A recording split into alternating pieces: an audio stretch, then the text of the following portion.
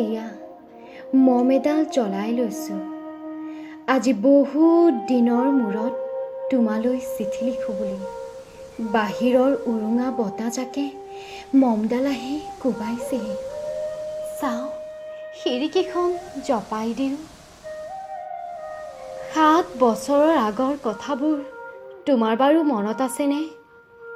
আমি যে নতুন জীৱনটোৰ পাতনি মেলিছিলোঁ।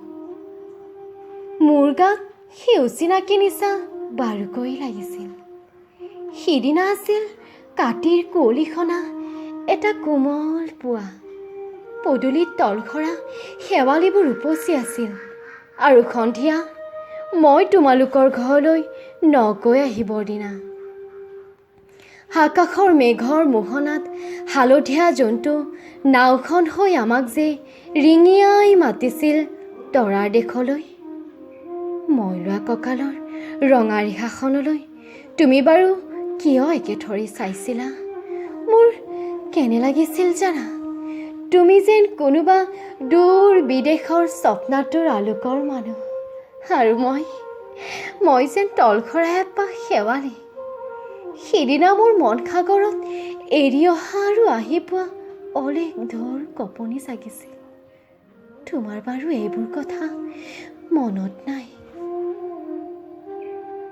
আমাৰ দেউতাই যে চিঠিত লিখিছিল, হাই তই নতুন ঘৰত হাঁহি মাতি থাকিবি। সেইবোৰ 7 বছৰৰ আগৰ কথা। মোৰ যে এইবোৰ এতিয়া পুৰাণৰ সাধু যেন লাগে। জেঠমহীয়া দেউতাৰ বছৰেকীয়া হৈ গ'ল। তোমাৰ বাবুল এতিয়া বৰটো হৈছে। তাৰ ওপৰ পাৰিত এধানিমান ডালিম গুটি যেন দাঁত অকণি গজিছে। সি মোক একেবাৰে এৰিকেই নিদিয়ে। কেতিয়াবা যে মোৰ ইমান খং উঠে, তুমি নাই নহয় সেইকাৰণে।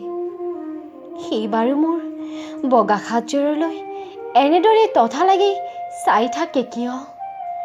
তাৰ উপচাৰে পৰা এইযোৰ কাপোৰ চিনাকি এইকাৰণেই নহয়। তোমাৰ বাবুল এতিয়া বৰটো হৈছে বুজিছা, আৰু ডাঙৰ হ'লে স্কুলত তাক নাম লগাই দিম। স্কুলত থকা সময়খিনি মোৰ বুকুখন তেনে উদং হৈ থাকিব ভাই।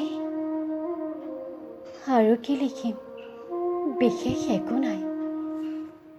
মোৰেই শপত, তুমি যিদিনা উলটি আহিবা মোক আগতীয়াকৈ জনাবা দেই। মই ভোক দৈ ভটিয়াই গৈ বুঢ়া লুইতৰ বুকুৰ পৰা ৰিঙিয়াই মাতিম। তুমি যিদিনা উলটি আহিবা মোক আগতীয়াকৈ জনাবলৈ নাপাহৰিবা দেই। ইতি তোমাৰ মমতা। পুনঃ এইবাৰ বুজিছা, মাঘৰ বিহুৰ মেজিৰ জুইকুৰা বৰ ৰঙাকৈ জ্বলিছিল। আমাৰ আইতাৰ কলি ছাগলীজনী 2টি পোৱালি জগিছে। এটা সোঁত বগা আৰু আনটো পখৰা।